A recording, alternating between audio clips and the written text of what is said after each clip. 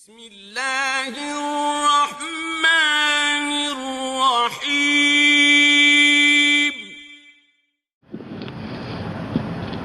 السلام علیکم ورحمۃ اللہ وبرکاتہ۔ بسم اللہ الرحمن الرحیم۔ عن عمران بن حسین رضی اللہ تعالی عنہ قال قال رسول اللہ صلی اللہ علیہ وسلم فی هذه الأمة خسف ومسخ وقذف فقال رجل من المسلمين یا رسول اللہ متى ذاك فقال اذا ظهرت القيان والمعازف وشربت الخمور رواہ الترمذی۔ محترم حضرات، سنن ترمذی کی اس حدیث میں آپ صلی اللہ علیہ وسلم نے فرمایا، عمران بن حسین رضی اللہ تعالیٰ عنہ حدیث کے راوی ہیں، نبی صلی اللہ علیہ وسلم نے کہا اس امت میں تین طرح کے عذاب آئیں گے۔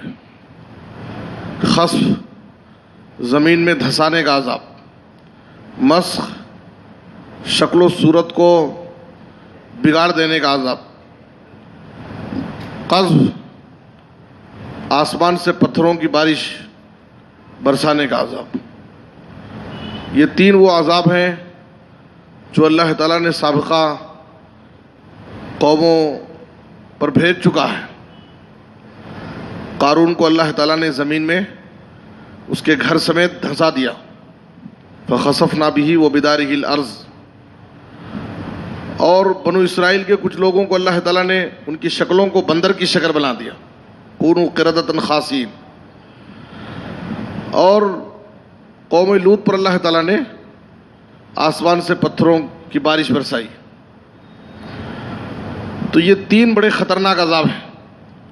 جب نبی صلی اللہ علیہ وسلم نے ان تین عذابوں کا ذکر کیا تو مسلمانوں میں سے ایک آدمی نے کہا وَمَتَى ذَاكَ، آخر یہ عذاب کب آئے گا؟ کس قسم کے لوگوں پر آئے گا؟ ان کے گناہ کیا ہوں گے؟ اس وقت کے مجرمین کون ہوں گے جن پر یہ اتنا خطرناک عذاب آئے گا؟ تو آپ نے دو گناہوں کا ذکر کیا ہے، اذا ظہرت القیان والمعازف وشربت الخمور۔ جب دو گناہ عام ہو جائیں تو یہ عذاب آ سکتے ہیں، ایک تو گانا بجانا عام ہو جائے اور دوسرے شراب نوشی عام ہو جائے۔ گانا بجانا اور شراب نوشی۔ اب آپ دیکھیے کہ اس وقت سماج میں یہ دونوں برائیاں تیزی کے ساتھ بڑھ رہی ہیں اور دن بدن لوگ اس کے عادی ہوتے جا رہے ہیں، بلکہ دھیرے دھیرے اس قدر یہ عام ہوتا جا رہا ہے یہ دونوں عمل کہ لوگوں کے دلوں سے اس کے گناہ ہونے کا احساس بھی ختم ہو جا رہا۔ لوگ بسا اوقات نوجوان طبقہ تفریح طبع کے لیے، تسکین قلب کے لیے، سکون کے لیے، ذہن فریش کرنے کے لیے لوگ ان سب چیزوں کا شکار ہوتے ہیں اور ان سب چیزوں کی عادت ڈالتے ہیں۔ تو دن بدن یہ برائی پھیل رہی ہے، عام ہوتی جا رہی ہے، اور نبی صلی اللہ علیہ وسلم نے کہا کہ جب یہ دو قسم کے گناہ، ایک تو گانا بجانے سننے کا اور دوسرے شراب نوشی کا۔ آج آپ دیکھیے بعض نوجوانوں کا حال یہ ہے کہ ان کے کان سے ایئر فون نہیں ہٹتا ہے۔ بعض نوجوان آپ کو ایسے بھی مل جائیں گے جو نماز کی حالت میں بھی گلے میں ایئر فون ڈال لیتے ہیں اور اسی حالت میں نماز پڑھتے ہیں۔ یعنی نماز میں ہم کھڑے ہیں، اللہ کے سامنے ہیں، اللہ سے ایک بندہ مومن نماز میں سرگوشی کرتا ہے، ہم کلام ہوتا ہے، لیکن کوئی ادب اور احترام نہیں۔ باقاعدہ گلے میں ان کے ایئر فون لگا رہتا ہے، کان میں تو نہیں رہتا لیکن گلے میں تو رہتا ہے، اور بسا اوقات نظر آتے رہتا ہے، اور لوگ اسی حالت میں نماز پڑھتے ہیں۔ اور ڈرائیونگ کر رہے ہیں, سفر میں ہیں, ایئر فون لگائے ہوئے ہیں, کتنے نوجوان صرف اسی سبب سے حادثے کا شکار ہو گئے, ایکسیڈنٹ ہو گیا. یہ سب مہلکات میں سے دنیاوی اعتبار سے بھی اس کے خطرناک نقصانات ہیں, اور دینی اعتبار سے بھی, اخروی اعتبار سے بھی اس کے بڑے خراب اثرات ہیں انسان کی اپنی زندگی پہ اور سماج اور معاشرے پر. شراب نوشی بھی دیکھیے بہت عام ہوتی جا رہی ہے. شراب جو مخصوص نام ہے اور مخصوص چیزوں سے تیار کیا جاتا ہے وہ تو شراب ہے ہی, جو واضح طور پر حرام ہے, جسے ہم حرام سمجھتے ہیں. لیکن بہت ساری نشاور چیزیں ہیں جو عام طور پر لوگ استعمال کرتے ہیں, جیسے بیڑی سگریٹ ہے, پان پراگ ہے, گٹکا ہے, تمباکو ہے, افیون ہے, ڈرگس ہے, اور بھی بہت سارے. اب تو زمانہ جیسے جیسے ترقی کرتا جا رہا ہے, نشے کی چیزیں بھی بہت ساری قیمتی چیزیں آ جا رہی ہیں اور لوگ ان سے نشہ لے رہے ہیں اور نوجوان طبقہ اس کا عادی ہوتے جا رہا ہے. نبی صلی اللہ علیہ وسلم نے یہ نہیں کہا کسی بھی چیز سے وہ تیار کیا جائے اور نام اس کا کچھ بھی ہو, اگر وہ نشاور ہے تو وہ حرام ہے. کل مسکرین خمر و کل خمر حرام, کل مسکرین حرام والخمر ما خامر العقل. آپ نے کہا شراب جو مخصوص چیزوں سے تیار کیا جاتا ہے وہی شراب نہیں ہے, بلکہ ہر وہ چیز جو عقل پر پردہ ڈال دے وہ شراب ہے. اور آپ صلی اللہ علیہ وسلم نے کہا کہ اس امت میں کچھ لوگ ہوں گے لَيَشْرَبَنَّ أُنَاسٌ مِّنْ أُمَّتِي الْخَمْرَ يُسَمُّونَهَا بِغَيْرِ اسْمِهَا. نام بدل کر کے لوگ شراب کو حلال کر لیں گے.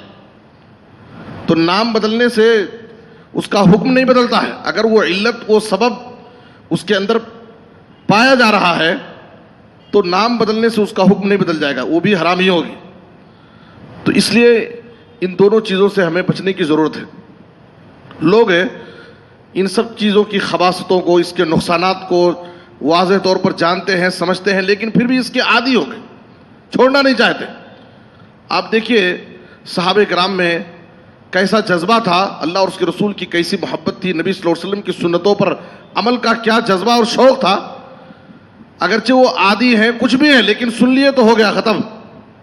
ابو داؤد کی حدیث میں ہے, عبداللہ بن عمر کہتے ہیں ایک مرتبہ ایک راستے سے گزر رہے تھے, اچانک گزرتے ہوئے ایک میوزک کی آواز سنائی دی, فوراً کان میں انگلی ڈال لیے. جس راستے سے گزر رہے تھے وہ راستہ چھوڑ دیے, دوسرے راستے پر چلے گئے, دور چلے گئے.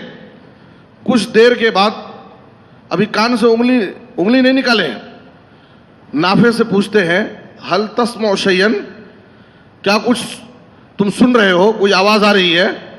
تو کہا کہ نہیں. تب اس کے بعد کان سے انگلی نکالے. اس کے بعد کہا کہ ایک مرتبہ میں نبی صلی اللہ علیہ وسلم کے ساتھ تھا, راستے سے وہ آپ گزر رہے تھے, ایسی ہی آپ نے میوزک سنی تو آپ صلی اللہ علیہ وسلم فوراً کان میں انگلی ڈال لیے اور راستہ چھوڑ کر کے دوسرے راستے پر چلے گئے. اس کے بعد آپ نے مجھ سے سوال کیا تھا کیا تم کچھ سن رہے ہو, تو میں نے کہا نہیں, تو آپ اس وقت اپنے کان سے انگلی نکالے.